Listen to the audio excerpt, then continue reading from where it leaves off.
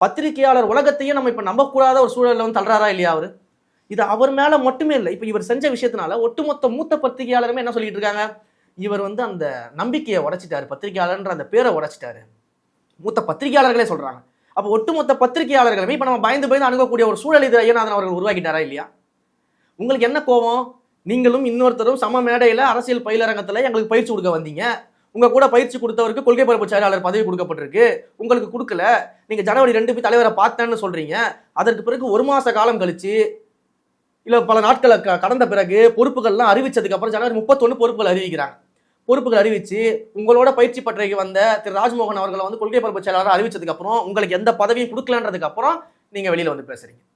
அப்ப ஜனவரி 2 நீங்க பார்த்துட்டு வந்த உடனே உங்களுக்கு முரண் இருக்குன்னா நீ அடுத்த நாளே தானே பேசியிருக்கணும், இல்ல அடுத்த வாரமே தானே பேசியிருக்கணும். அது என்ன பதவி அனௌன்ஸ் பண்ணதுக்கு அப்புறம் வந்து நீங்க பேசுறீங்கன்னா உங்களுடைய உள்நோக்கம் தெரியுதா? உங்களுடைய உள்நோக்கம் என்ன? நீங்க எதிர்பார்த்த பதவி உங்களுக்கு கொடுக்கல, நீங்க எதிர்பார்த்த பொறுப்பு உங்களுக்கு கிடைக்கல அப்படின்ற விரக்தியில நீங்க ஒரு வன்மத்தோடு வெளில வந்து பேசிக்கிட்டு இருக்கீங்க.